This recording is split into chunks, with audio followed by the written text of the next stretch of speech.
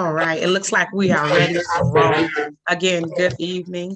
Um, my name is Judge Tiana Blakely. I am a judge that currently sits in the Markham Courthouse, the 6th District. Again, we are pleased to bring this program to our community. We are happy that you all are here. You'll hear from various judges on tonight, as well as the president of the National Panhellenic Council, and you'll get to learn why we are doing this program, why it's so important for you to have these resources available to you. And at this time, I'll turn it over to Brother Malcolm Whiteside. Good evening. Can you guys hear me? Okay, good.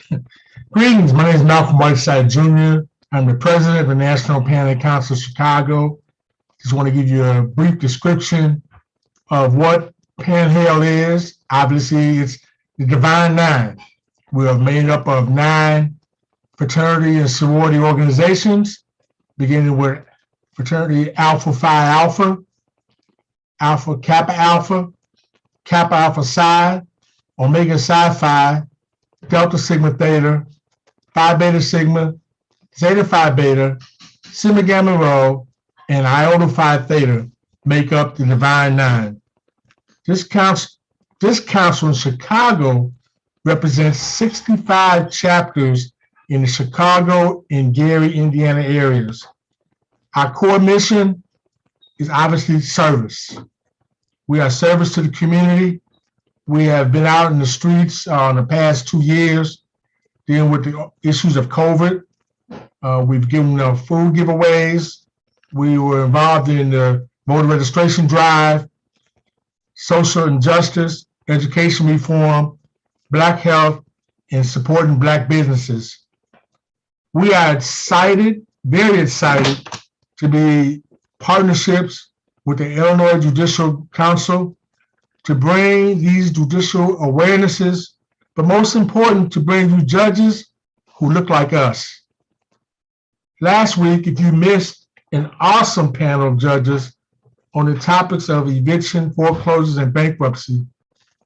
But tonight, you're going to hear a panel of judges discussing domestic relations and domestic violence. And then stick around, got 2 more weeks of these panels. Please register, or you can watch on YouTube. Just a couple house rules. The judges presented will not provide legal service, just general information. You need to contact an attorney to obtain advice on the subject matters. And I thank you.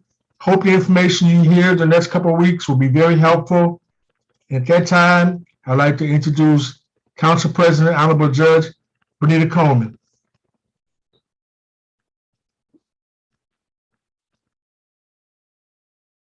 You're muted.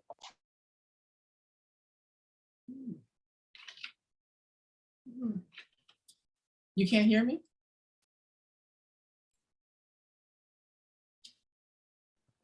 Can you hear me now? Yeah. You can hear me now? Yes? Okay. All right. Good evening. Welcome to our program, Judges in the Community.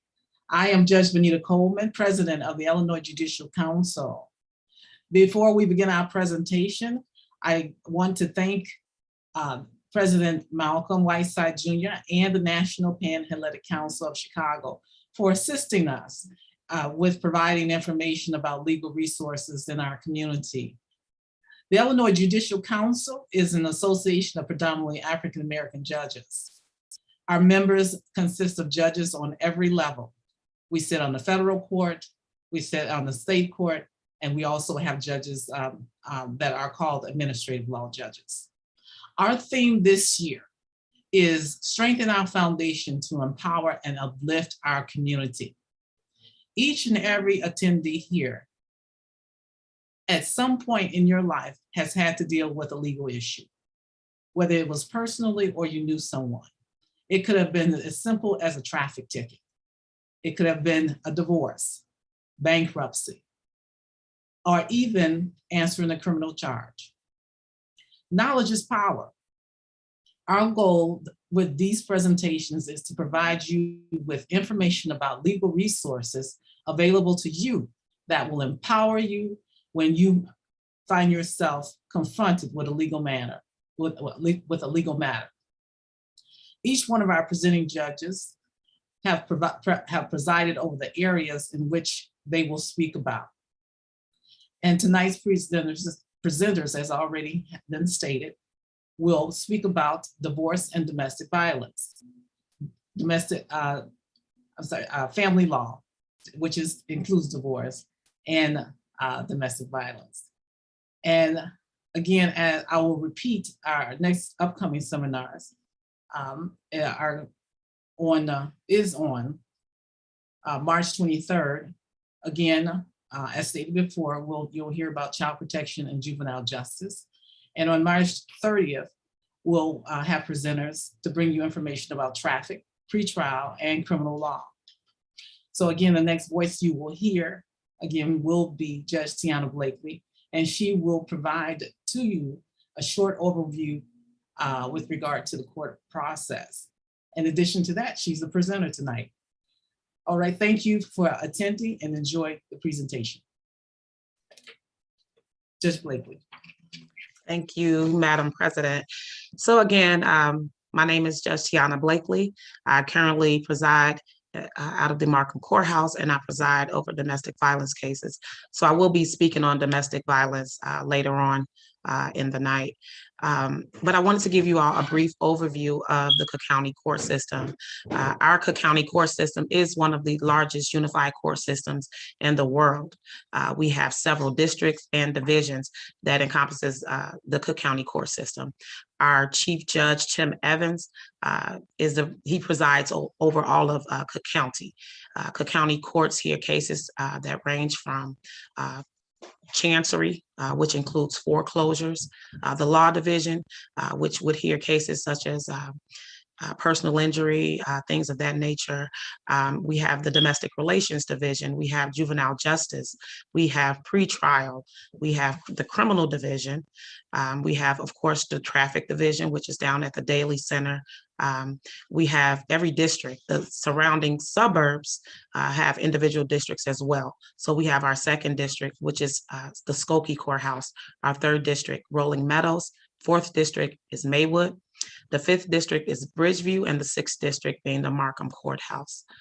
Right now, thank God, we are at the end of a pandemic.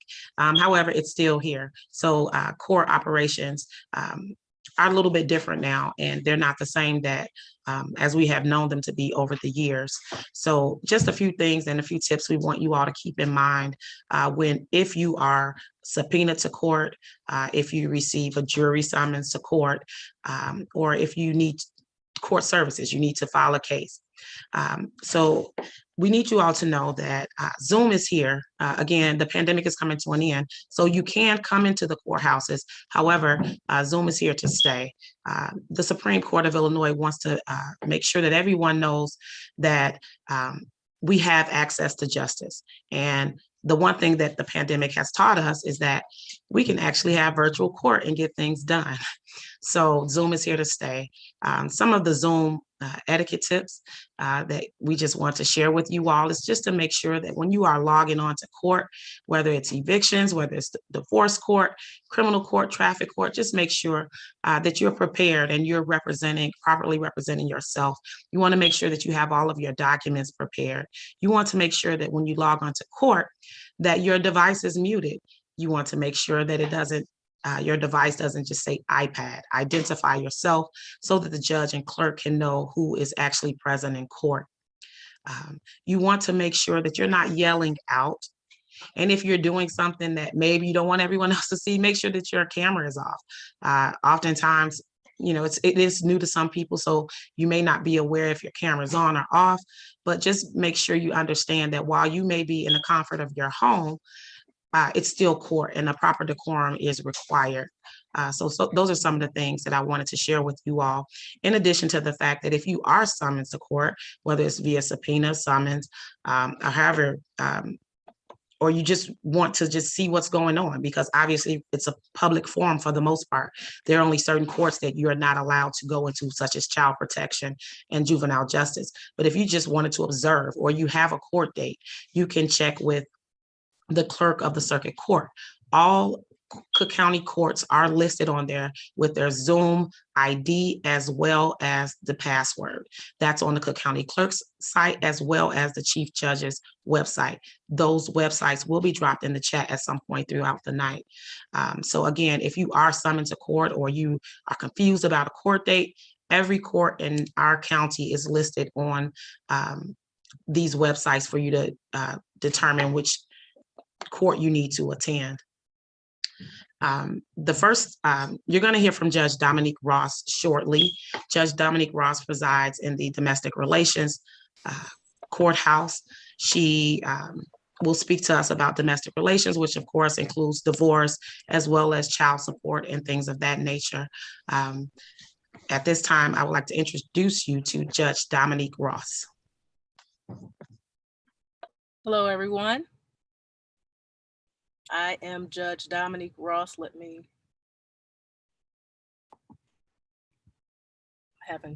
see. Yes. Good evening, everyone. I'm Judge Dominique C. Ross. I am currently assigned to the Domestic Relations Division in the Daly Center. I have been a judge for the last 13 years, and that has been my main assignment. And if there's any questions that anyone has, then I'll be more than happy to answer those questions. Okay. Judge Ross, let me interrupt you just for a minute. Your background actually does not show you entirely. Okay. You should know that. Okay. That adjustment. Let me see if I can make an adjustment for you. It might be difficult because, yeah. Perhaps I'll stop the video.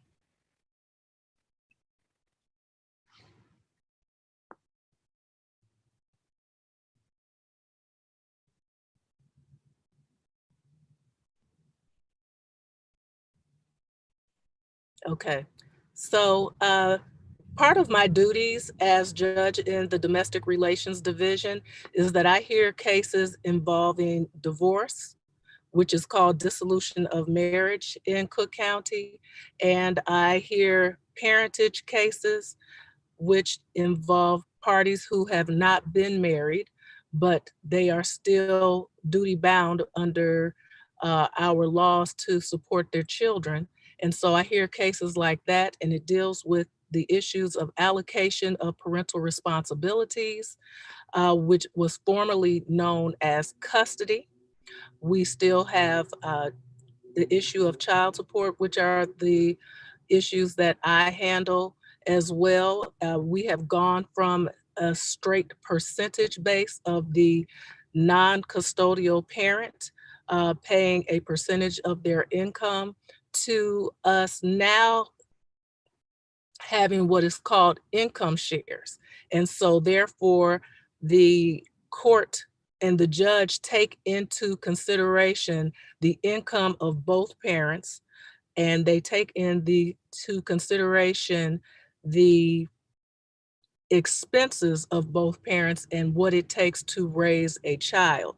So this is across the board for domestic relations cases involving dissolutions of marriage, as well as parentage cases. Every now and again, we do hear cases involving domestic violence, and you can get what is called a civil order of protection. While we do have the domestic violence court over at 555 West Harrison, we also hear those types of cases when the case is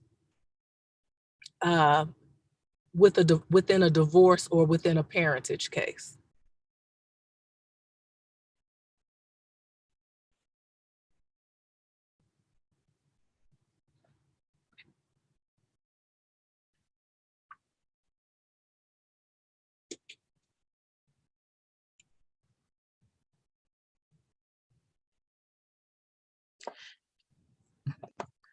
Just a quick reminder, if you have any questions regarding child support, domestic relations, dissolution of marriage, please use the chat feature in order to communicate with us. And again, as Brother Whiteside reminded you all earlier, judges are not allowed to give you legal advice. However, we can provide resources as well as give you information on the procedure of the dissolution of marriage, or procedural and the laws regarding domestic relations as well as child support. I'd be happy to answer any questions.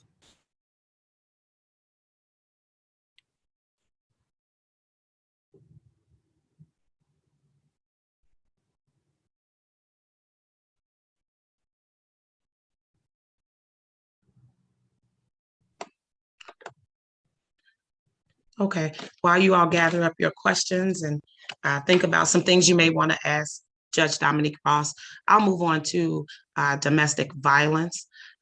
Again, for the third time, I preside over domestic violence cases in the Markham Courthouse. Here in Cook County, in each district, there is a domestic violence courthouse, domestic violence room. For the city of Chicago, domestic violence cases are heard at 555 West Harrison. For the most part, there are kind of two components to domestic violence cases or domestic violence court. In some situations, there's a civil component which handles orders of protection. And those orders of protection are typically sought when criminal charges have yet to be filed. However, one fears for their safety, they are fearing abuse, they feel that they're being harassed, and they seek an order of protection against an individual. Now, those individuals that they can seek an order of protection against have to be a household member or someone that they have a blood relation with, or a relation by marriage. So your neighbor, no, you cannot seek an order of protection on, and I'll get to that later on what can be sought if you're feeling harassed in those situations. When you petition the court for an order of protection, you can do so on an emergency basis. And that can be done between the hours of 8:30 and 4:30 in any of the courthouses that I just named, the district courts, which are the surrounding suburbs, as well as 555 West Harrison. You can petition the court on an emergency basis. You must allege that there is an emergency and that your safety is at risk. Your case will be heard that day, and a judge will make the determination on whether you should receive an order of protection. If you do receive an emergency order of protection, that emergency order of protection cannot be valid for more than 21 days. So between day 14 and 21, you will, the county sheriff will make an attempt to serve the person that you are seeking an order of protection against, because they are entitled, of course, due process, to have a full hearing. And at that time, the judge will make a determination if a plenary order of protection will issue. And typically in Cook County, that's up to 2 years. If you appear before a judge on an emergency basis and the judge makes a determination that it's not an emergency, however, I see something here and maybe you are entitled to a hearing, but this isn't an emergency because the last thing occurred maybe 2 or 3 weeks ago or a month ago, but there may be some abuse. That's what we call petition only, and you still would be allowed to have a full hearing. Once you do get that full hearing, both parties are then present before the court, and then the judge hears the evidence on both sides and determines if an order of protection will issue. Things that you need to take note of, because typically this is one of those areas of our court system where most people don't have private attorneys. They don't hire lawyers. So they are mostly pro se litigants. So the things you need to be aware of, and that's on both sides, whether you're the petitioner or the respondent, you want to make sure that you have all of your documents prepared. You have any videos or text messages, because that's typically the evidence that we're presented with.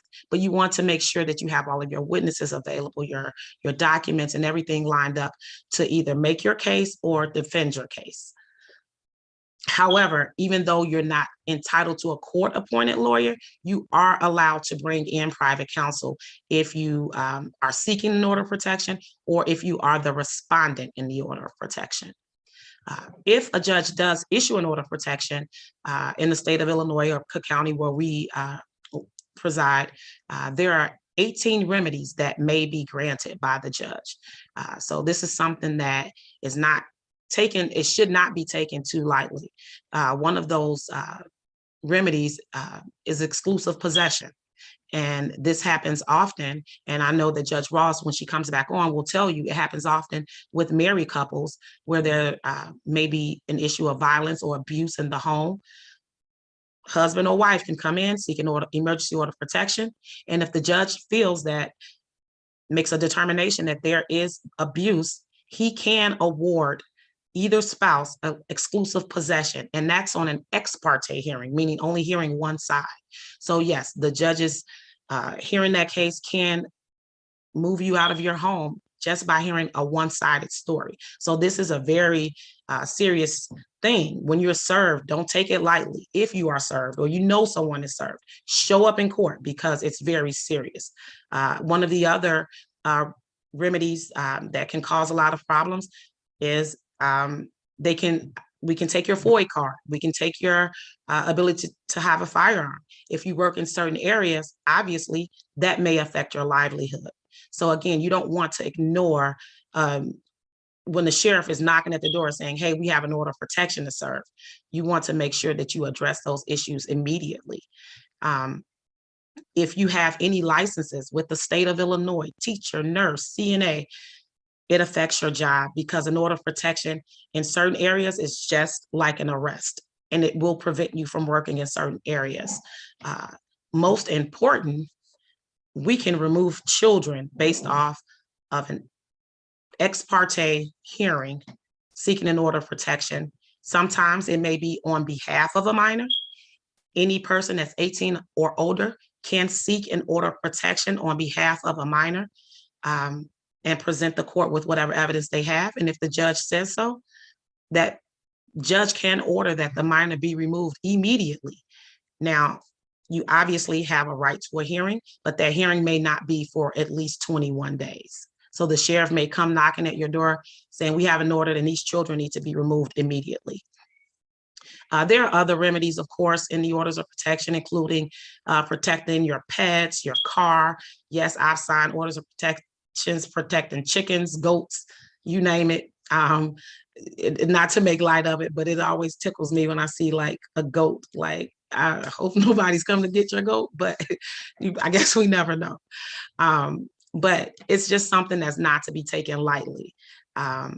Once the order, again, once the both parties are served, there's a full hearing. Now, in a situation where you ignore, let me tell you what happens. It does not go away. If that petitioner continues to come to court seeking that order of protection, at some point it goes to publication. And guess what? It's going to go to publication in a newspaper that you're probably not reading, or that the respondent, if it's your neighbor you want to share this information with, they're not reading that newspaper. And once it goes to publication, you can then receive an order of protection by default. So you don't want that to happen. You just want to make sure that you're answering. Anytime the court contacts you, you receive any official papers, just answer, because you don't want default judgments. You don't want warrants and things of that nature. So I spoke about the stalking no contact orders. Stalking no contact orders come into place on it's not domestic, but we deal with it sometimes in the court, especially when an order of protection is not available. So this is a situation where it's, let's say, maybe your spouse, ex-girlfriend, or something like that, no blood relation. And what happens is there's a pattern of abuse. There has to be a pattern of abuse, harassment, or stalking. You can come into the court, petition the courts. Again, all of those courts that I mentioned earlier, those are the same courts that you can petition for a stalking no contact order. There has to be a pattern of behavior. Again, same thing. Make sure that you have all of your documents prepared. The petitions actually request that you list each incident that occurred as to why you're seeking an order of protection. So there may be 30 incidents, but you're not going to list all 30, but you definitely want to give the judge enough to plead your case. And on the flip side, if you're served with a stalk and no contact order, some of those same remedies that I mentioned before can be granted. Now, obviously, there's no blood relation, so we're not talking about exclusive possession. We're not talking about removing your children, but yes, I can take your FOIA card. We can take your firearm and things of that nature. So you just want to make sure that you're following up with any correspondence that you receive from the courts. I'll go back now to my domestic violence call and what that looks like and what it looks like now during COVID. Again, every district is different. So you want to make sure that you contact those various districts, the clerk's office, maybe to see, do I come in? Do I join the Zoom? Every district has a different procedure, but the courts are open. And I want to make sure that everyone knows that the courts are in fact open. With a domestic violence case, I hear misdemeanor domestic violence cases, as well as class 3 and 4 felony. And basically what happens is a person is arrested for a domestic violence incident. That domestic violence incident does not always have to be physical violence. It can be criminal damage to property, but if there is a domestic relationship, then it ends up in the domestic violence courtroom. You're arrested by the local police. You're then brought to court for a bond hearing. At that point, the state is pursuing charges against you. You're brought to court for a bond hearing. The state gives the judge the facts of the case as well as your criminal background. You are appointed a public defender because these offenses are jailable. And when I say jailable, for misdemeanors, it's 1 to 364 days in the Cook County Department of Corrections. So you can go to jail for these offenses. And of course, class 3 and 4 felonies, you can be sentenced to Illinois Department of Corrections. So you are appointed a public defender. You will be appointed that public defender who will represent you during that bond hearing. The court will then set a bond, and then in most of the courtrooms, and particularly in the Markham Courthouse, we set the case for a state to notify date. Most times the complaining witnesses or / victims do not show up on that first day. So what we do is allow the state to notify the complaining witness to, one, see if they want to proceed with the charges, and if they do, are they seeking an order of protection? The Illinois statute allows an order of protection to issue while a criminal domestic violence case is pending.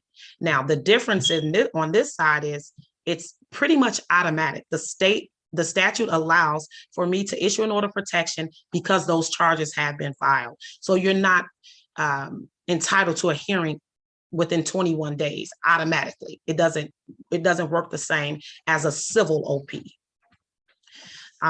Once the state to notify date, and honestly, what happens here typically is it's a very high stress courtroom. We're talking about families. It's not always boyfriend, girlfriend, husband, wife. We're talking about families who are in high stress situations. Oftentimes, siblings fighting over property, siblings fighting over death, and family members being sick.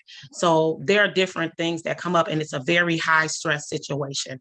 So most times and oftentimes on that next court date, those cases are dismissed. So they typically are dismissed on that first day after they present themselves to the courthouse. If you do come to the courthouse as a complaining witness or as a victim, we have advocates, and they are at every courthouse in Cook County. Those advocates are there to assist you with help filling out paperwork, with orders of protection, things of that nature. And they are from various agencies throughout Cook County. We have South Suburban Family Shelter, we have ANEW, we have Metropolitan Family Services within the city. And the great thing about those agencies is that they're not just there for the victim, they are actually there providing holistic services for the family, for the defendant. A lot of defendants are sentenced to domestic violence counseling through those same agencies. And with Metropolitan Family Services, they actually provide legal aid services. So that's one of the websites that I will drop to let you all know if you're interested or if you need legal help, and not just in this area with evictions or other areas. Metropolitan Family Services have the legal aid services to assist those who are indigent and can't afford private counsel. I see some questions that are in the chat. And this would be for you, Judge Ross. It says, what is the first step when someone files for a dissolution of marriage?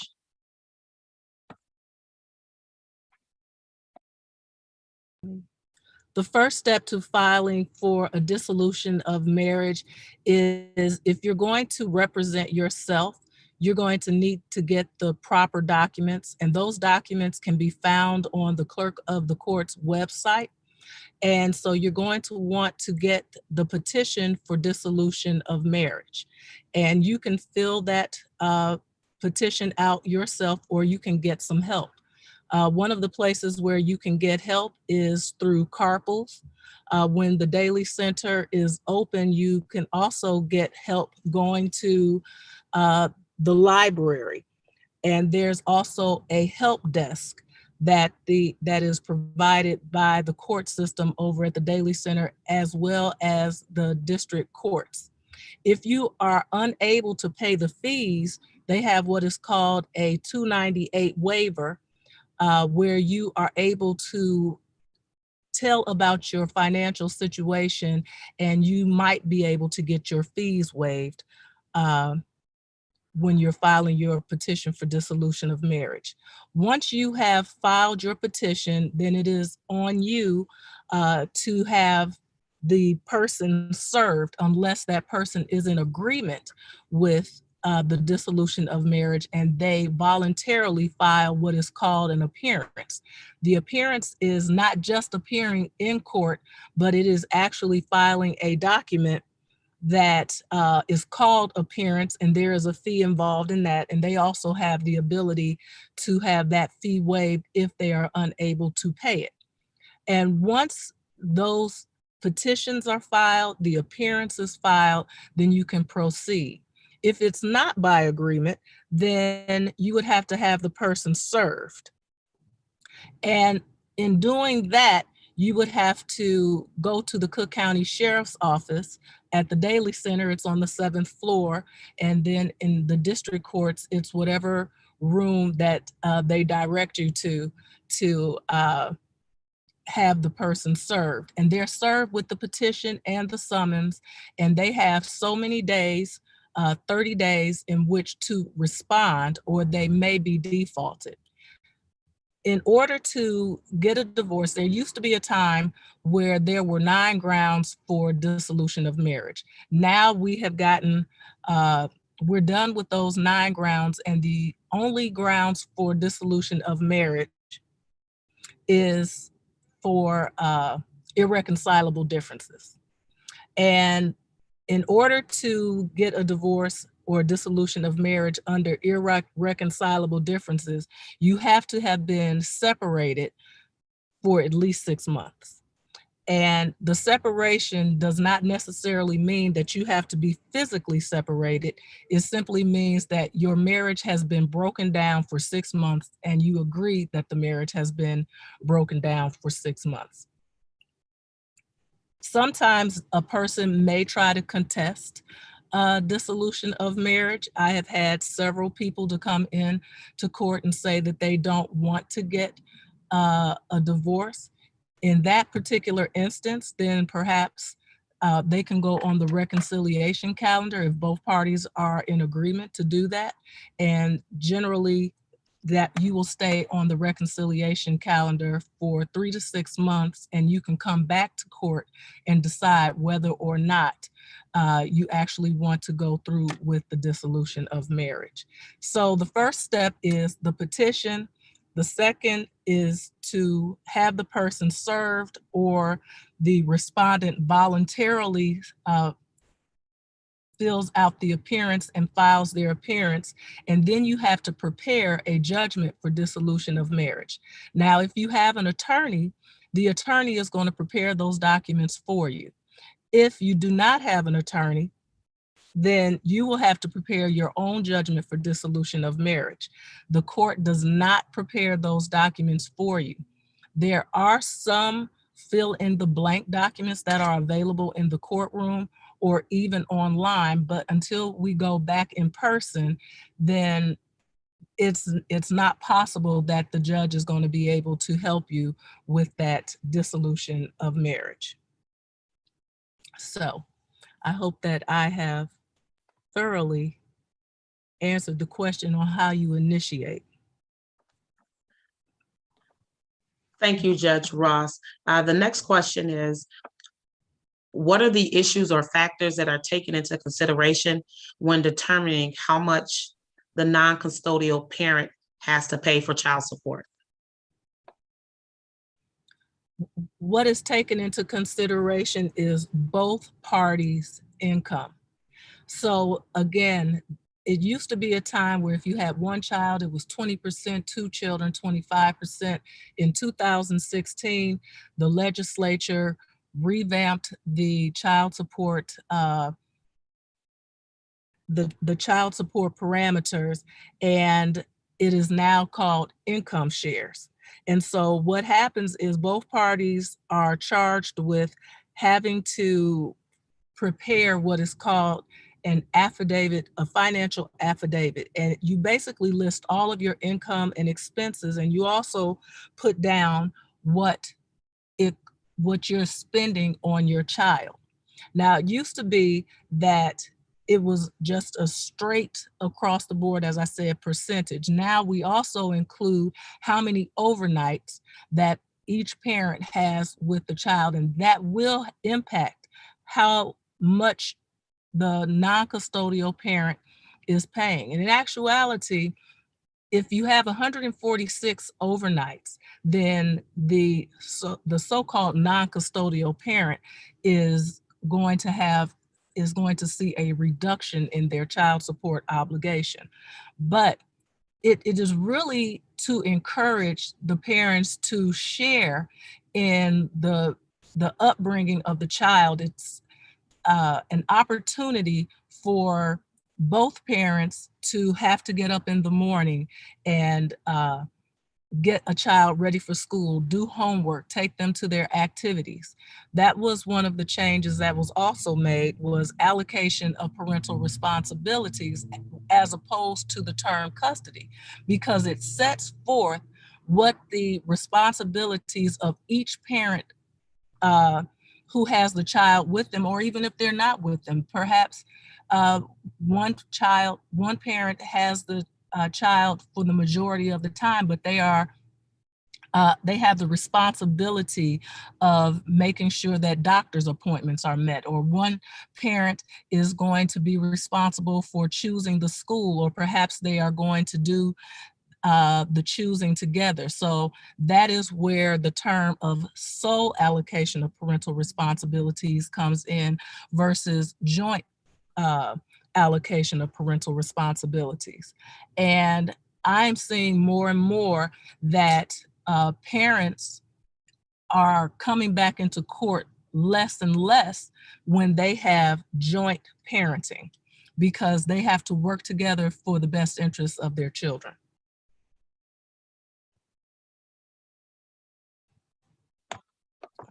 Thank you so much, Judge Ross.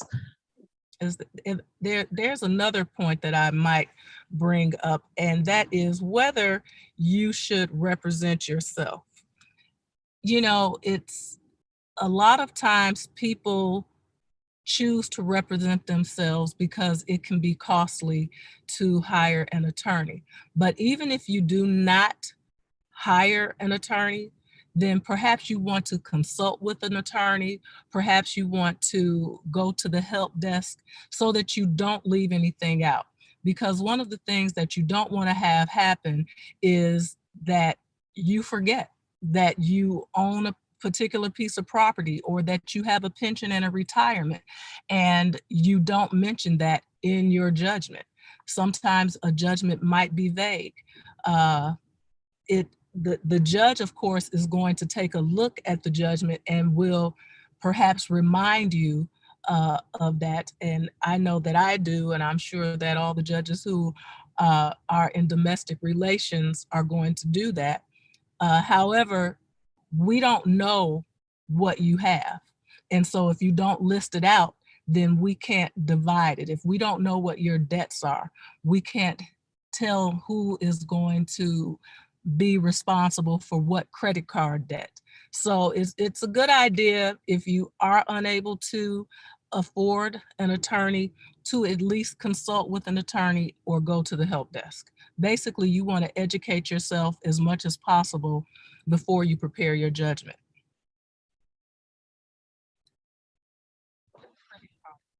So, good idea, are unable to. Thank you, Judge Ross. There's another question. Would the state ever deny child support, or I guess a judge, because you make more income than the non-custodial parent? What happens in that particular instance is you can zero each other out. So if, say for instance, both parents have 50-50 or close to 50-50 parental responsibilities or parenting time, and you make the same amount of money, or one parent makes more than the parent who has less parenting time or more parenting time, it is possible that you will zero it out. However, it is highly unlikely, even if both parties say, we don't want child support, we're going to take care of the child when we have the child.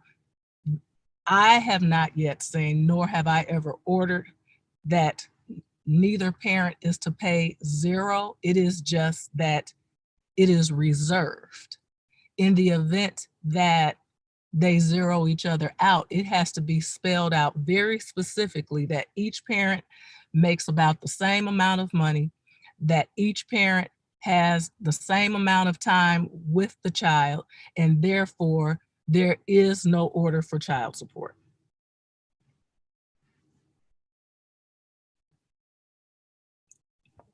Anything else that I can answer?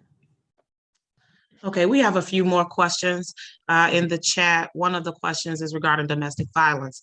The question is, what documentation should a petitioner seeking an OP provide as proof of residency if they're seeking to have a domestic partner removed from a home? So the answer to that question is, in order to have the person removed from the home, if it's the petitioner, they have to have a right to occupancy. And that right to occupancy can be if they have a child in common, or obviously if they're married. They could have a right to occupancy if, let's say it's one of the owners or someone who does have a right to occupancy has allowed them to be there. So the person first has to have a right to occupancy if they are seeking exclusive possession of a residence. Now, just because you're seeking exclusive possession of a residence doesn't mean that it's always awarded. That's not automatic. The statute requires that there's a balancing test, and the court must consider the hardships placed on either party, either the petitioner or the respondent, when a person is seeking exclusive possession. So for example, if the petitioner is seeking exclusive possession, however, it's determined after a hearing that that person has another place to go, they are gainfully employed, and let's just say the respondent is the sole provider of the children, or the respondent has limited ability, has medical issues and things of that nature, unemployed, sometimes exclusive possession may not be awarded. So again, exclusive possession is not automatic, but the first thing that the court must consider is, does that person have a right to occupancy? And of course, the things that you could bring to court to show right to occupancy is obviously a lease. But again, you bring a lease and say the other person or your significant other is not on the lease. Well, if you all have a child in common and you both have a duty to support that minor child, that person can still receive exclusive possession or have a right to occupy that home. Can a homeowner be put out of his or her home by a spouse who does not own the home. So again, on an emergency order of protection, you're seeking order of protection, and a couple, they're married. Yes, that spouse can request exclusive possession of that home. They do have a right to occupancy. Now, again, that's a situation where it's not guaranteed, and the court has to make a determination on balance the hardships in that situation. So yes, a husband can come into the court to have his wife removed from the home, as well as vice versa.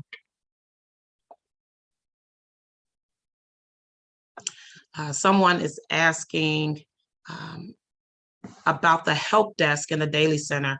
Once the Daily Center is fully open and people can come in to receive help from the help desk, which floor do they go to?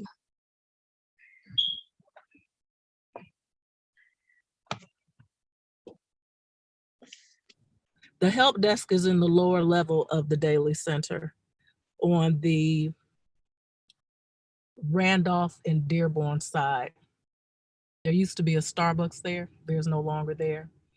There was also another question that was asked, and that was, how do you determine how much is spent on the child when determining child support? And the answer to that is, everybody is on their honor. It's an affidavit for your financial assets and what you're spending. So it's supposed to be a notarized document. It is an affidavit. It is a sworn document. So you're to be truthful on that. But to go beyond that, you would basically have to show, and this is really in a highly contested case as to how much you spend on the child. And that is, you would have to show tuition payments, if there's tuition, camp payments, babysitter payments, how much you're spending on clothing. But that is, in most cases, people are able to agree on what the basic necessities are for a child. So if you're going above and beyond child support, your basic child support, and that would be extracurricular activities, tuition for a private or parochial school, summer camps, those are all considered extraordinary expenses. And if the parties don't agree, then the division of the cost is based upon the income of the parties. So if somebody makes 10% more, then they're going to pay 10% more, just generally speaking. So it's all based on a case-by-case basis. Thank you, Judge Ross. What are some of the factors a judge will consider when the allocation of pensions is an issue? They're going to look at how long parties have been married, and if that pension accrued during the marriage. So, for example, if you have been married for 10 years, but the person worked 10 years prior to getting married, then the other spouse is not going to get their equitable portion of 20 years of the pension. They're going to get their equitable portion of the 10 years that they were married. So the first 10 years falls outside of what is considered marital property, and the other 10 years falls within.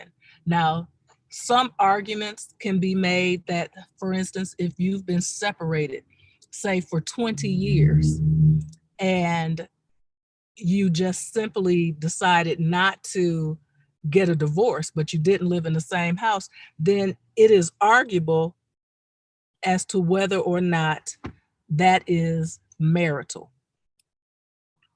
Because well, I shouldn't say it's arguable whether or not it's marital, but it's really arguable whether or not the person contributed, and so therefore making it marital. And basically it's when you're commingling your assets. You live together, you pay mortgage together, you help each other out. So that is what is considered marital. Anything that is accrued during the time of the marriage. And so the court is going to look at how much that person has contributed to the other person's pension. So those are factors. Generally, it's a 50-50, but we are not California. We do not have community property. We have equitable distribution. Basically, what is fair? What was your contribution? How did you help this person to get to where they are and help them while they're working? And that's what the court is looking at. Thank you, Judge Ross. In the situation where one of the parties decides to remarry, are there any situations where the new spouse's income will be considered for child support? Well, that's a very interesting question, because what happens if when you have an attorney? A lot of times people say, well, you know, you don't have to pay, and that's the spouse who has remarried. You don't have to pay certain expenses, so therefore you have more available income. It's kind of a way of getting around the idea that the new spouse should contribute to child support. But in actuality, a new spouse has no obligation to pay for their stepchildren their expenses. Now, sometimes there is a benefit because you can put stepchildren on family medical plans, and you can get discounts for tuition and those types of things. And the court will look at the fact that, okay, you got a break, and so you don't have to pay as much tuition, or you don't have to pay as much of the medical expenses because you're on this family plan. But there is no legal obligation for a step parent or a new spouse to pay for child support for their stepchild. Okay. Thank you so much. When is a GAL assigned to a divorce or a parentage case? And for those who do not know, can you first explain what a GAL is? Okay. A GAL is a guardian ad litem, and a guardian ad litem is chosen when the parents become so engrossed in the divorce action itself that sometimes the court may decide, or the attorneys decide, that they're losing sight of what's in the best interest of the minor child. Generally, the guardian ad litem is going to do an interview of both parents. They're going to talk to the minor children. A guardian ad litem is generally appointed when there are smaller children.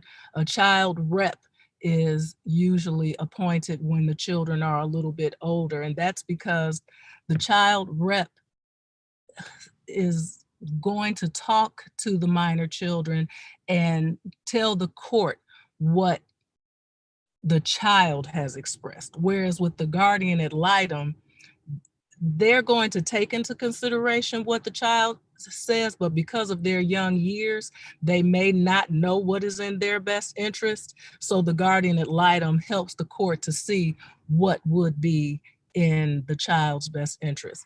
And really, when they're highly contested parenting time issues, which used to be called visitation, when they're highly contested allocation of parental responsibilities, who is going to make the appointments with the doctor? Do I have the right to pick what school they go to? Whether or not they go to a particular type of camp? That is when the guardian ad litem is going to step in and basically protect the interests of the minor children, because although parents mean well, sometimes just the stress of going through a divorce and the contentious nature of a divorce, you need a third party to come in and help you with that. Thank you. If properly executed, are prenuptial agreements always honored by the court during divorce proceedings? Well, always and never are words that I probably wouldn't use. It's always going to be on a case-by-case basis. If they are drafted properly and there was no duress, that you had the benefit of counsel and you understood what you entered into, then more than likely that prenuptial agreement is going to be honored. And it will generally be what is called the marital settlement agreement. It will dictate what the terms are of the marital settlement agreement. There are instances where it's unconscionable, and if an unconscionable basically means, you know what, this is so unfair that nobody should have entered into this agreement. But again, it's going to be on a case-by-case basis.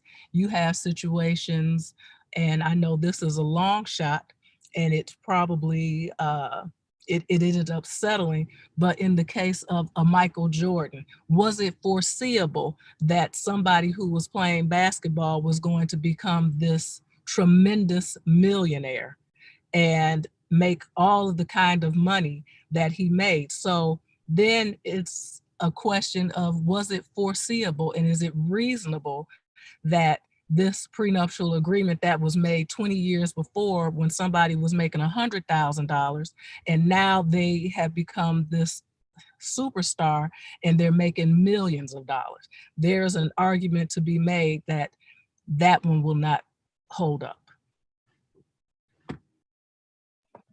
Thank you. I have a couple of questions about child support. The first question is, when you petition for child support and you're married, is your spouse's income considered in the process? Generally speaking, no. As I was speaking briefly about that, sometimes the argument is attempted to be made that the now married spouse whose income is being taken into consideration has more free income.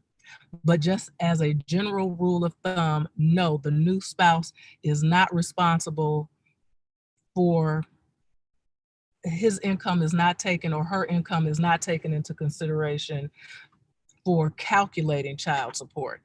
There's an argument that sometimes is made that it frees up the income for the parent who they're now married to. And the next question is, this is also related to child support. If the father is not working and child support is accruing, how does the mother ever get paid? Or vice versa. If the mother is not working and child support is accruing, how does the father ever get paid? Well, there's a couple of situations. If there is a child support order and a parent loses their job, then the burden falls on the obligor, the person who has to pay child support, to file a motion to reduce child support or temporarily abate or stop child support. But generally speaking, if the parent who is having some financial issues gets up and eats every day, then it is assumed that your child should have to get up, should eat every day. So very, very seldom is there going to be a zero child support order. And if you are unable to enforce that child support order, then you can enroll with the state's attorney into what is called the 4D program. And the state's attorney can step in, and they don't represent the obligee or the parent who is receiving child support. That is just the witness for the state. And basically what the state's attorney or the attorney general, depending on what part of Illinois you live in, is doing is that they're saying that it is in the best interest of the people of the state of Illinois that all parents take care of their children. So they step in to represent the state of Illinois in order to urge, and sometimes that urging takes a little bit of judicial force behind it, to pay for your children's well-being. Thank you, Judge Ross.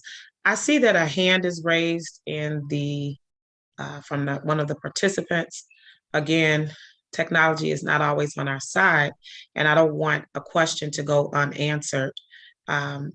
If one of our participants, in fact, has a question that we are allowed to answer. So at this time, I'm asking that if you are able to chat your question, please do so.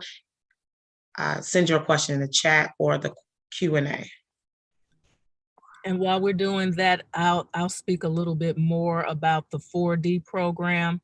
The 4D program is basically a statute which allows for the state to step into the shoes to enforce child support. And what you would have to do is to sign up with the program. The 4D program can be a judicial order or it can be an administrative order. The judicial order basically is just that the judge comes, there's a petition that's filed by the state's attorney or the attorney general, and they take on the issue of child support and child support enforcement. Generally speaking, child support is paid through the state disbursement unit, and that way there's an accurate accounting and nobody can say, oh, well, I sent a check and it didn't get counted, or I never received that check. The state disbursement unit accounts for all payments that are made. It shows when payments have not been made. And if you get what's called an arrears or you fall behind, then the state's attorney comes in and enforces that child support order. And if there's a large arrears, it can be paid off in increments. If it's a small arrears, sometimes people will pay it off in 1 or 2 lump sums.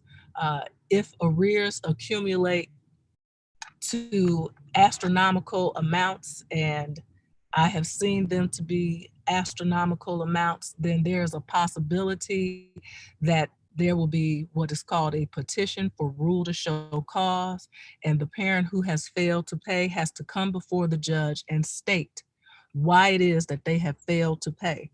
And if there is no good cause, there is a possibility that that person could be taken into custody, or if they don't show up to court, it's a possibility that what is called a body attachment, which it could be considered a civil warrant for your arrest, and basically bring you into court to explain to the judge why you are not following a court order. So sometimes it's very difficult for individuals to either on their own or even with attorneys to enforce child support orders. And with the state's attorney, that is basically part of being a citizen of the state of Illinois. You do not have to pay to be part of the 4D program.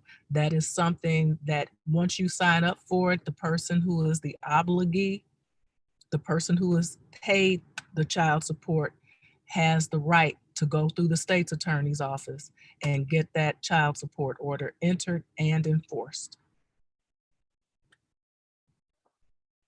Thank you, Judge Ross. There were some questions that I unfortunately missed, and the answer will depend on which division or which court that you were supposed to be in. So the question is, what is the best thing to do if you miss court by accident?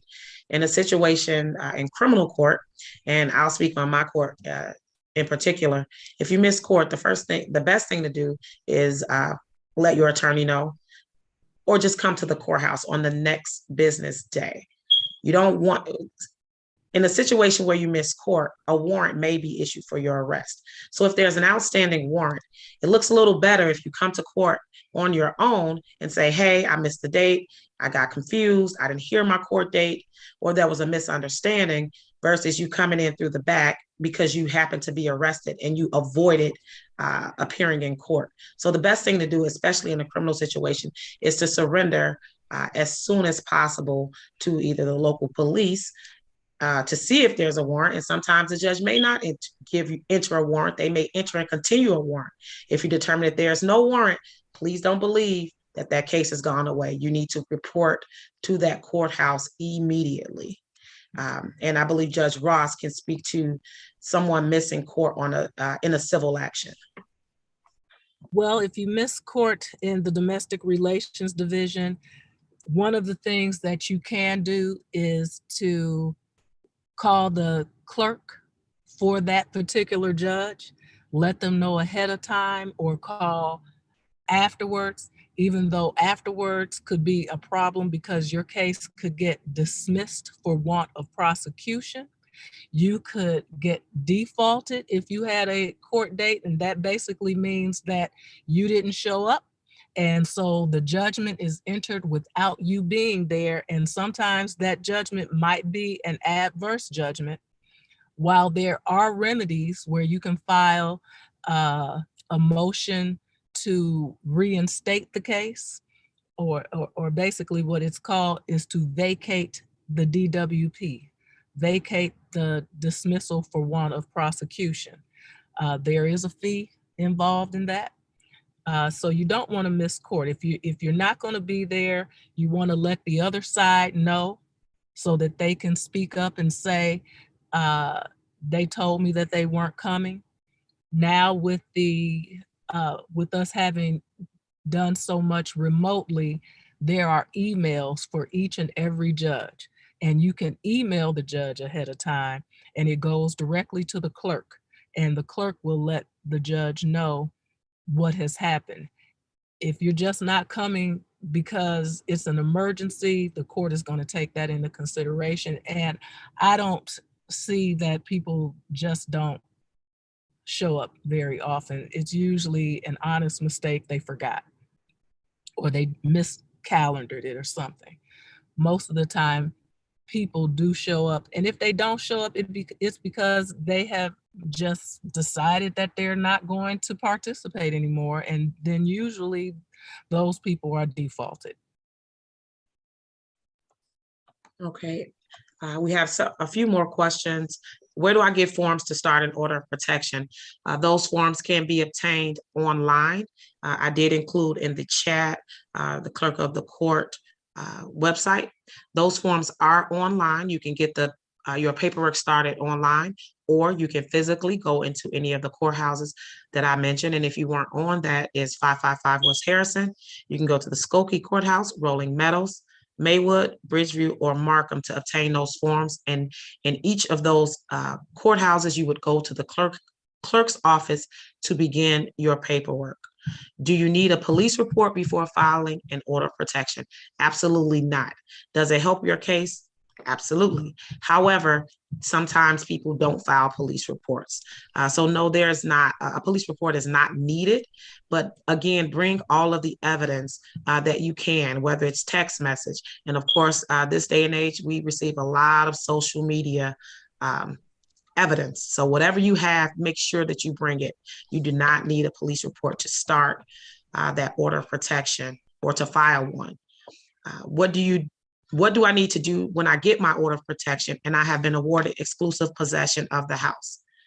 You need to go to the local authorities. Do not attempt to remove someone from your home with a piece of paper telling them you have exclusive possession.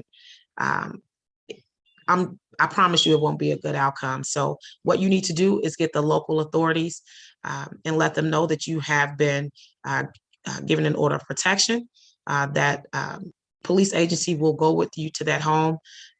And most times they should served, because maybe that person hasn't been served with the order of protection, the police will give them what we call short form. So the police officer will let them know that a judge has issued an order of protection. They will give them a copy of that order and let them know that they need to remove themselves from the home. There's a question regarding child support, Judge Ross. How do you get child support continued if your child is going to college and it's included in the initial paperwork? Okay, that's a very good question. What happens with that's called post-decree, I'm sorry, not post-decree, post-educational expenses or college expenses. And that falls under a section that is separate from child support. And so once child support has ended, then either party can actually file a petition to contribute to the college expenses. And it's not necessarily college, it can be trade school or some type of schooling after high school, some type of certification. And you have to file a petition and ask for there to be some type of contribution to those post-high school expenses. So it doesn't fall under child support. Now, that's not the same in every state. So I know, for instance, in Indiana, child support and college expenses is just under one statute and it continues until an age certain. Here, child support ends at 18 or when the child graduates from high school, whichever one is later, but is not to go past the age of 19.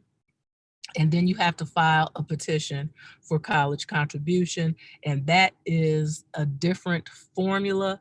It is based on what the child can contribute, and what the child's contribution can include is student loans, grants, scholarships.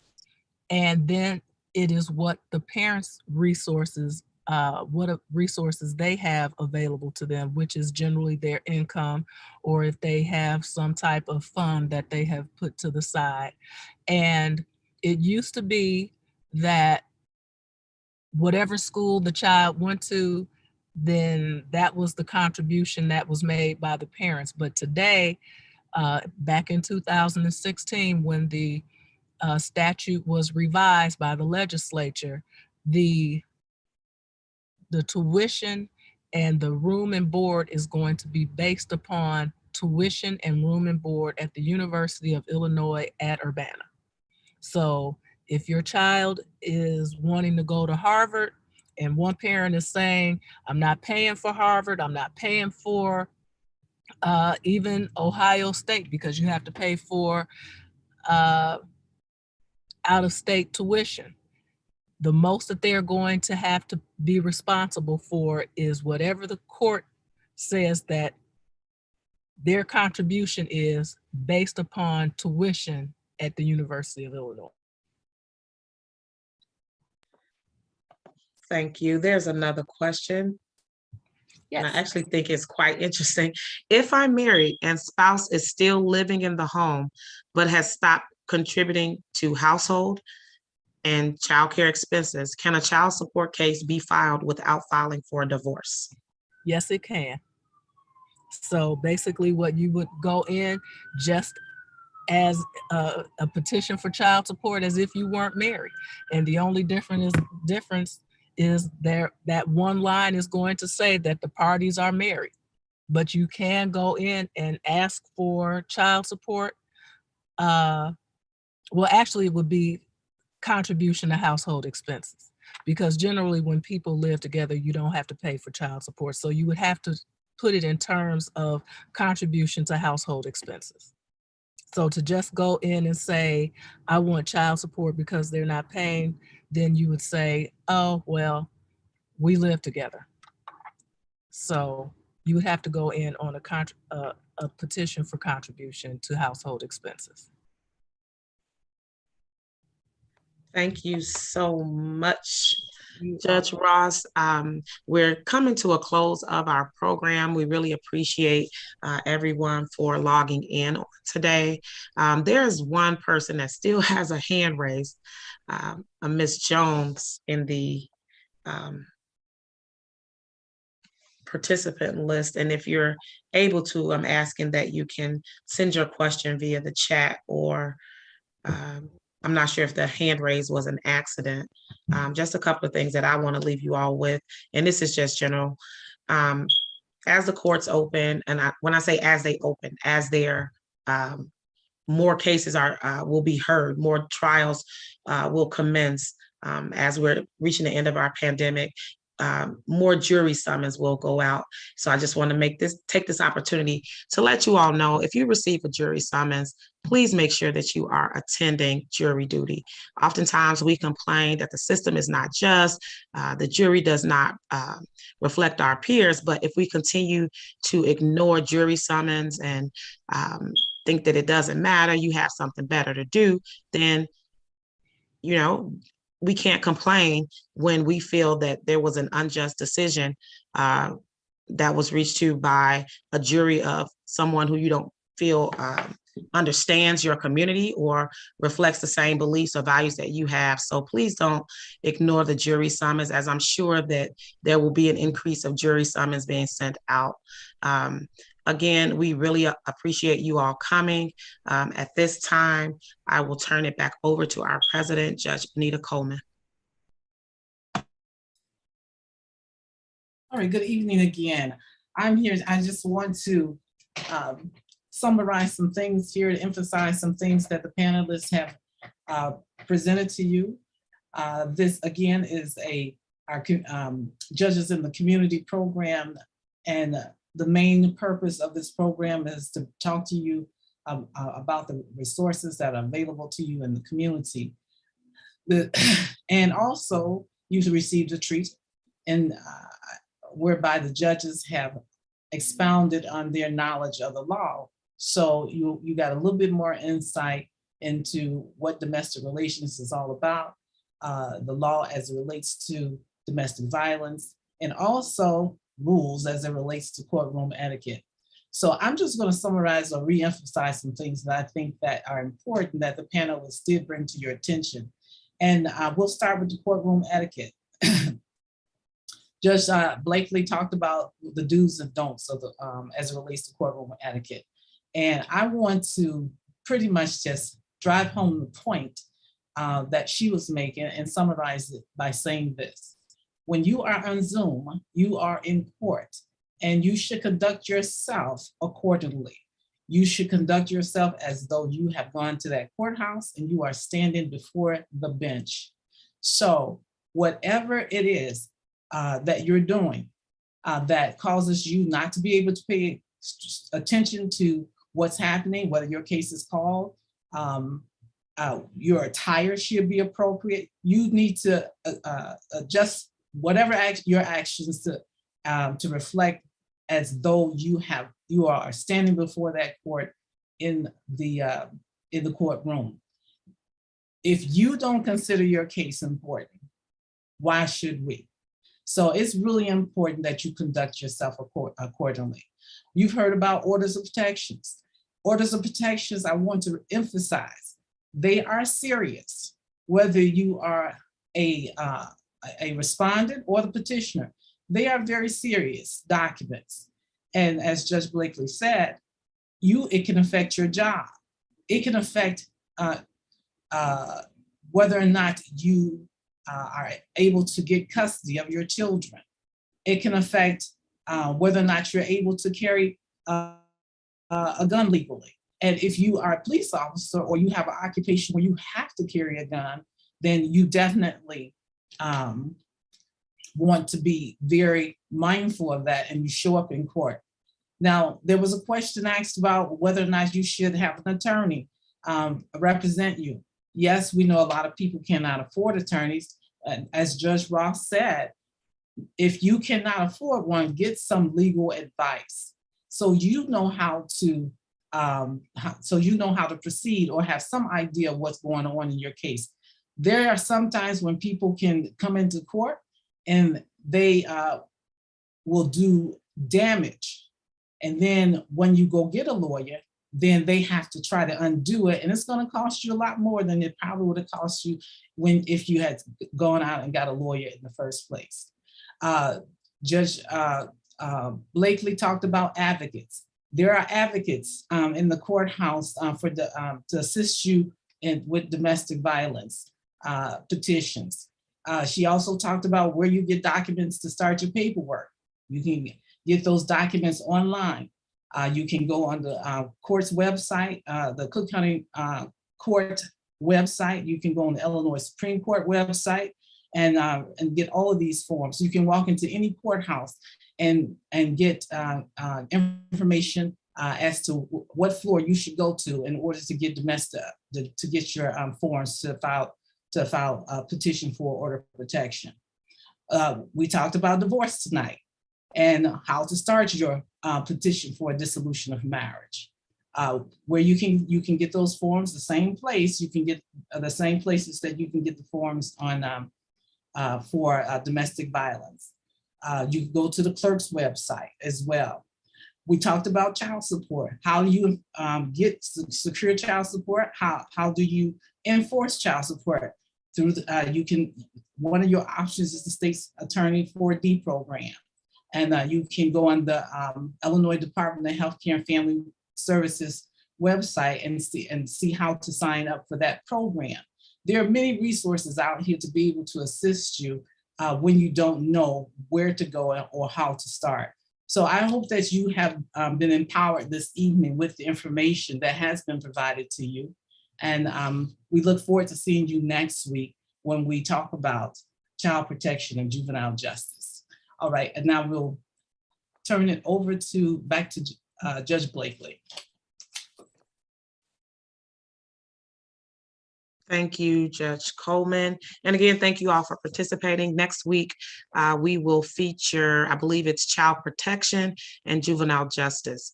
Those are some very interesting topics that are definitely affecting our community. So we would ask that you all would join, and please share with your network, share with your family members, share with your neighbors. Anyone is welcome to join. We're nothing but public servants. We want you all to know that we are available to the communities.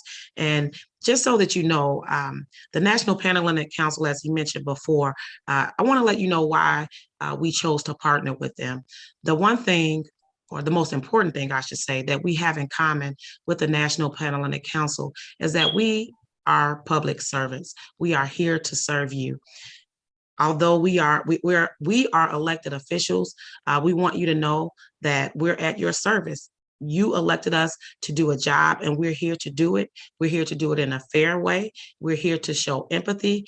We have to follow the law, but we want all you all to know that at any time that you're before us, that you will be treated respectfully. We will treat you with the dignity that you deserve. So again, thank you for joining us, and we hope that you will join us for our next two sessions. The first, again, next week is child protection and juvenile justice, and then we'll close out with pretrial criminal division as well as traffic law. Thank you and have a great night.